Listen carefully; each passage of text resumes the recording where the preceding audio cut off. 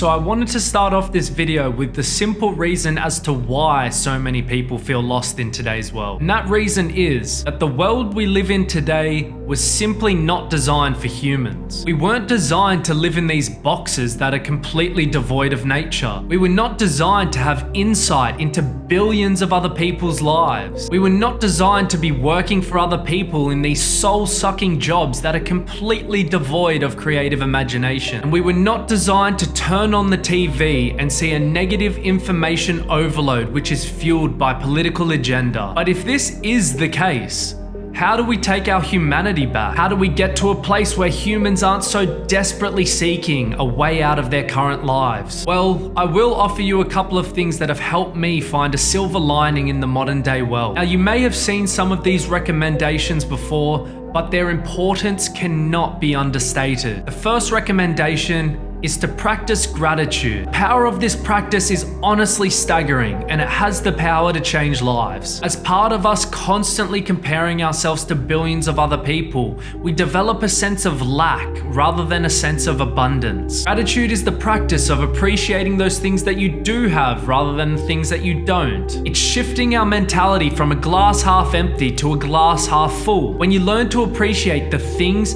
and the people in your life, you develop a positive aura and energy about you. And as a result, people are more attracted to you, both physically, spiritually, and emotionally. The same laws apply to material possessions as well, as you're shifting from a frame of mind of do's rather than don'ts. And that in turn manifests abundance, which is a powerful energy to radiate and so crucial for happiness in the modern day world. My next recommendation for you is to simply use your phone less. A picture is worth 1,000 words, and a screen is worth 1 billion pictures. It isn't just the dangers of social media and comparing ourselves to other people constantly, but the information overload that we experience each time we look at our screens. The dopamine that we deplete each time we look at our screens is honestly significant, and as a result, we're left wanting more and more each time as our threshold ever increases. But how exactly do you combat this? As we become more conscious and self-aware people, we become more and more conscious of our impulses. We need to rewire our brain over prolonged periods of time. It isn't something that just happens, it's something you have to consistently work at. It takes a lot of time and effort,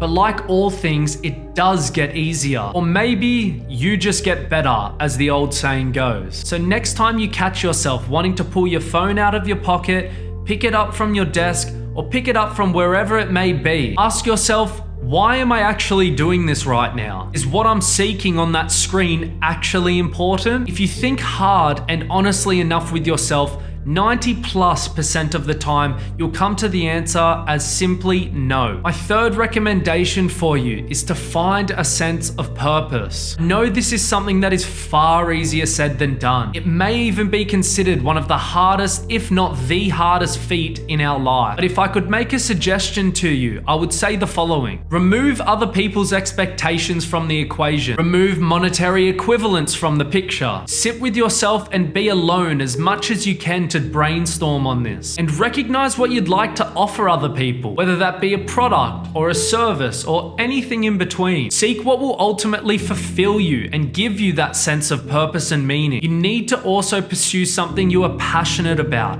so when you are faced with trials and tribulations, they are simply something for you to overcome, not cower in the face of adversity. And the fourth thing I would like to recommend to you is to reconnect with a community, whether that is friends, a sporting team, someone at the gym, family member, your partner or significant other, a dance group, a book club, a martial arts group, whatever it may be. A sense of community cannot be understated. Ever since the pandemic, people have become fearful of one another, always suspecting that the next person could be out to get them because they could be carrying a virus. People don't know who to trust anymore. It has caused so many people to develop an individualistic mindset. And although that does have a time and place, and you need to utilize that individuality, but in an overall sense, our mental health and happiness suffers as a result. We need to have a sense of belonging among other people. This gives us the opportunity to learn from others, appreciate others, love others, and realize the innate differences between us which make us human. And that's what this video is essentially about. Recognizing our humanity and the way we were designed to live, not the lives that so many of us currently lead. So you should never be afraid of the person next to you. They might have something absolutely brilliant to tell you. And this also opens up the potential of you learning from their mistakes so that you don't have to make them yourself. Reconnect with nature, as that quite simply has everything to tell you. You just have to be willing to listen. Don't get confused with constantly seeking information from the databases that we call our phone. It truly does not have all the answers. And over time, practicing a sense of appreciation and gratitude for what you have. Realizing the beauty of things and the people around you. Not so desperately seeking what you don't have. A trap that so many of us fall into. Anyways, I hope this video does help you in some way and you have learned something that is overall going to assist you on your journey. Bye for now and take care.